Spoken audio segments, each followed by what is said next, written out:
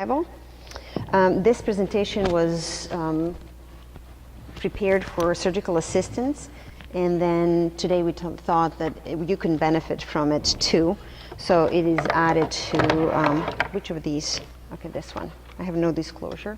And why is it important to talk about the graft survival? Because the difference in a result can be this much from having a poor growth to visible significant growth, and all dependent on how the grafts are treated, whether they're kept moist, whether there's a transection.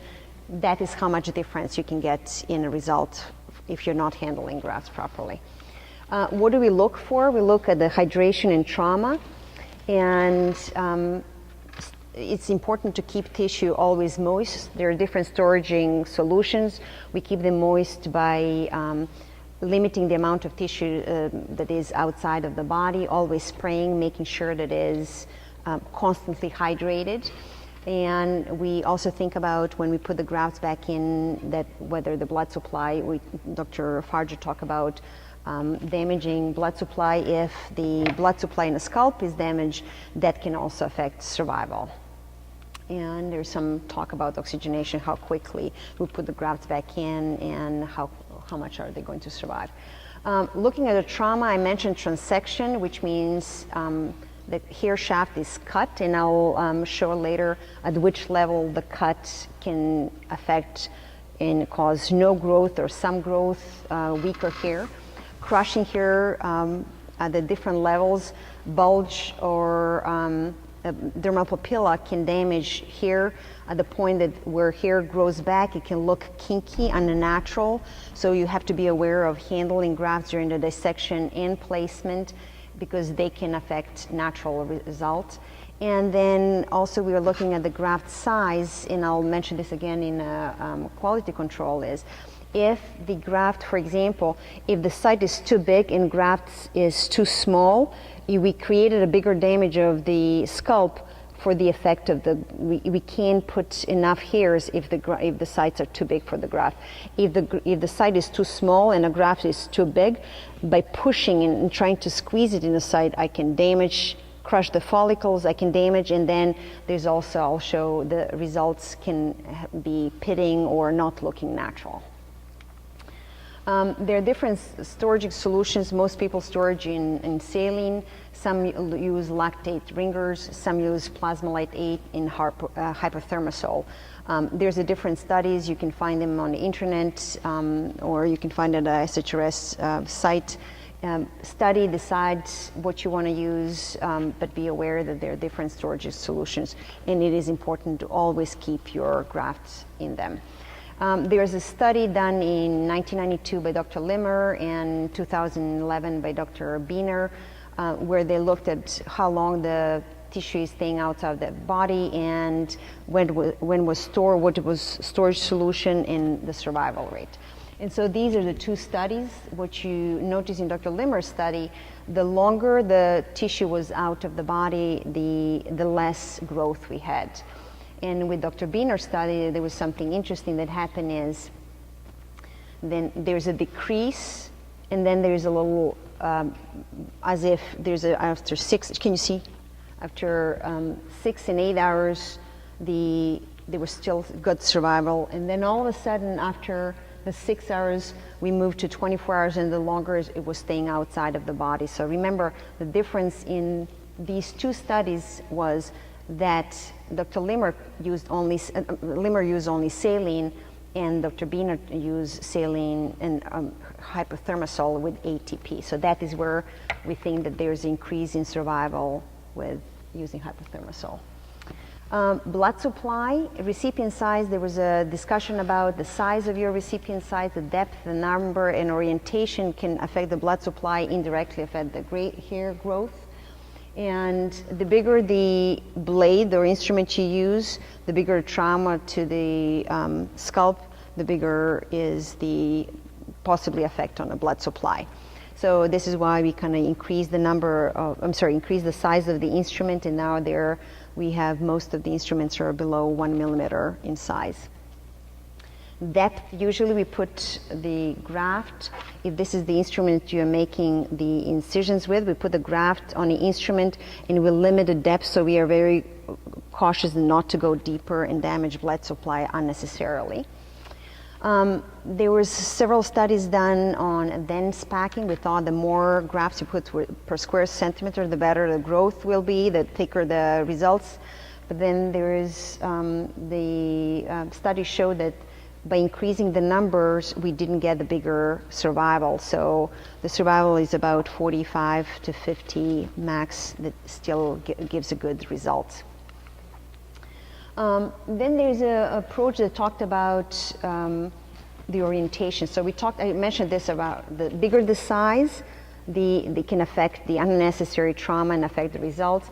The deeper the site, it can affect the blood supply. This is why we use tumescence. What a tumescence does, we infiltrate tumescence inside the fat layer, so the fat layer expands and lifts the dermis away from the blood supply, so you limit trauma to blood supply by infiltrating tumescence.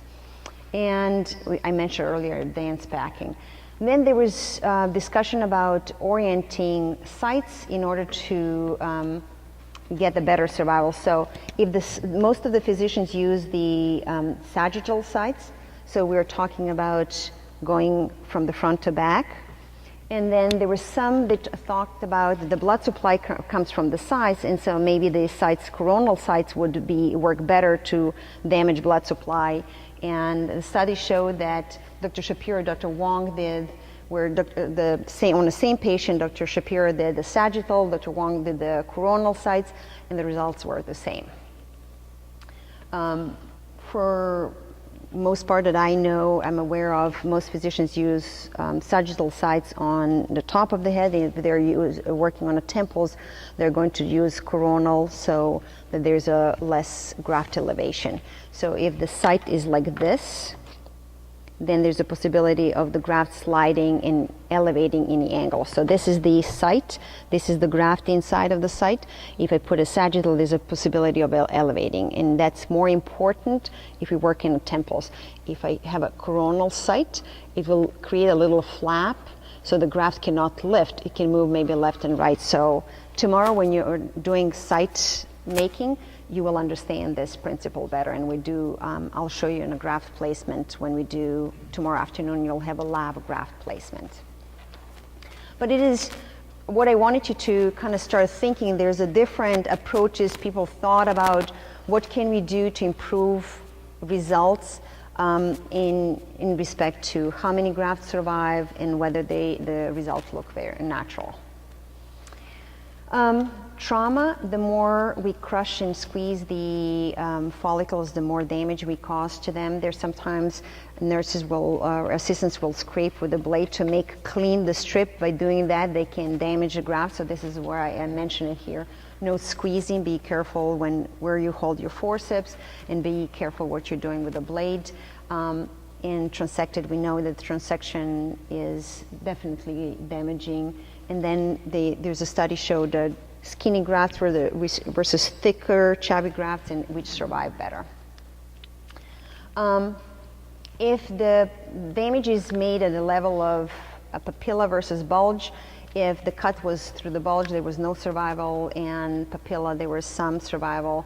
And then there is a study showing that if the grafts are intact, on an image on the left showing here, I hope this would work. I don't know, where do I have a laser? These are intact, so 86% of grafts survived, transplanted grafts survived.